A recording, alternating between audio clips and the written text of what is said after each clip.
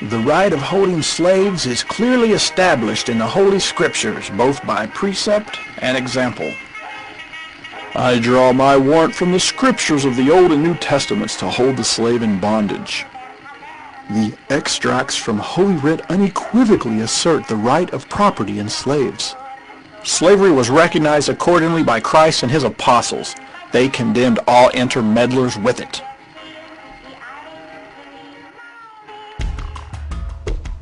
These quotes come from a time in history where slave owners were desperately fighting back against those who wanted to end slavery.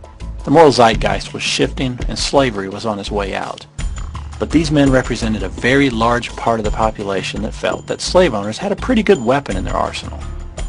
This book. Let's take a peek.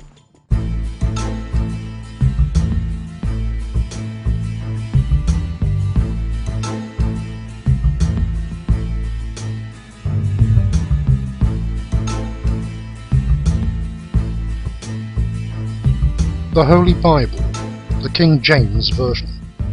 The second book of Moses, called Exodus, chapter 21. Now these are the judgments which thou shalt set before them. If thou buy a Hebrew servant, 6 years he shall serve, and in the 7th he shall go out free for nothing. If he came in by himself, he shall go out by himself. If he were married, then his wife shall go out with him. If his master have given him a wife, and she have borne him sons or daughters, the wife and her children shall be her master's, and he shall go out by himself. If the servant shall plainly say, I love my master, my wife, and my children, I will not go out free, then his master shall bring him unto the judges. He shall also bring him unto the door, or unto the doorpost, and his master shall bore his ear through with an awl, and he shall serve him forever. And if a man sell his daughter to be a maidservant, she shall not go out as the men servants do.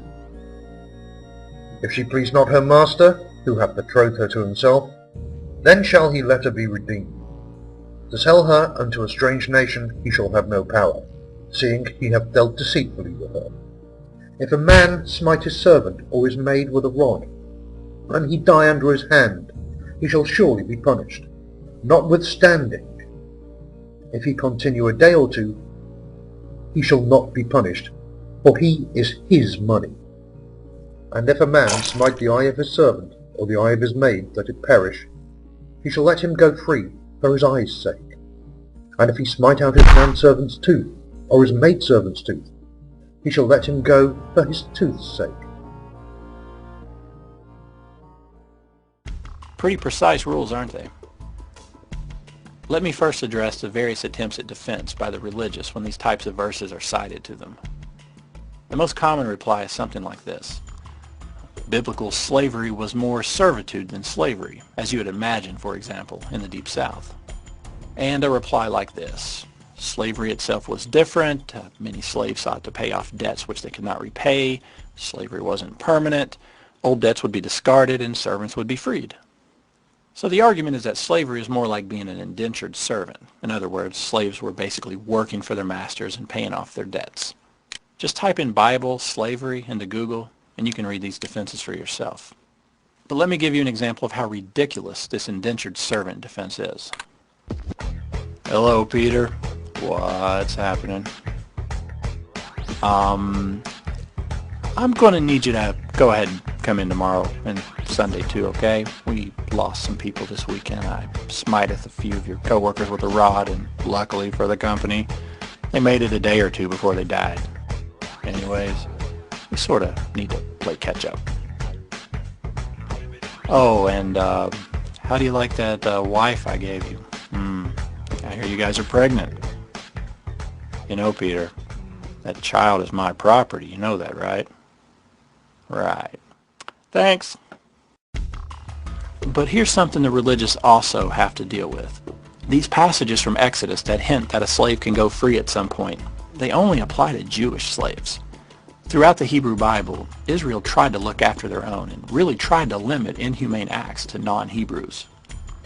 As brutal as you could be to a Hebrew slave, The limits for non-Hebrews were not given the same restrictions. For example, Leviticus 25 clearly states, "Your male and female slaves are to come from the nations around you.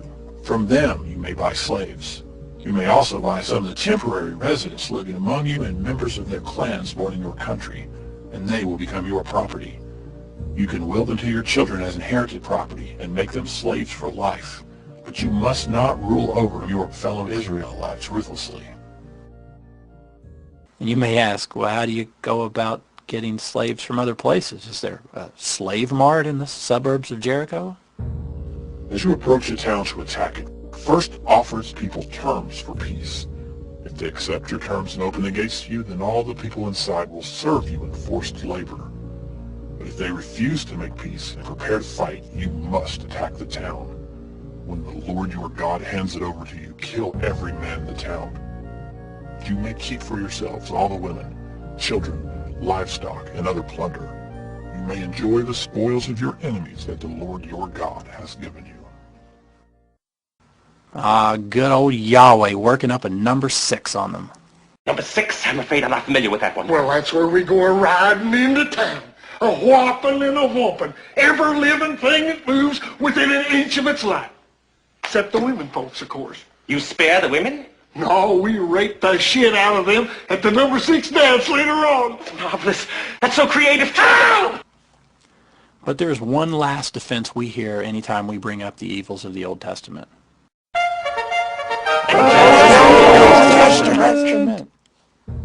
Slaves, obey your earthly masters with deep respect and fear.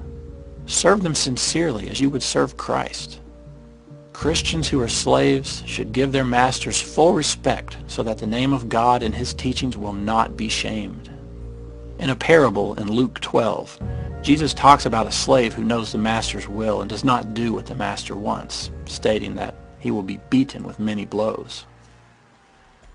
Look, if slavery is so wrong, Jesus had every chance to stop it, to speak out against it, but he did not.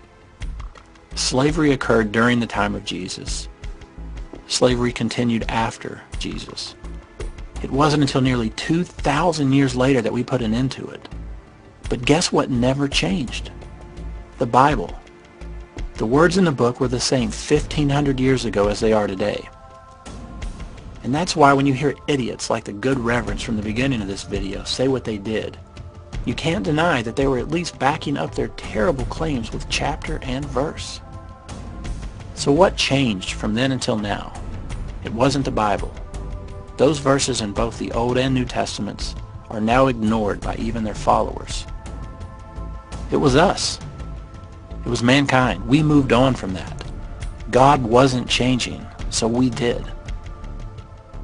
And it cannot be driven home any harder than by the great abolitionist himself, Frederick Douglass. When speaking about the transition from being a slave to being a free man, Frederick Douglass said, "I prayed for 20 years but received no answer until I prayed with my legs."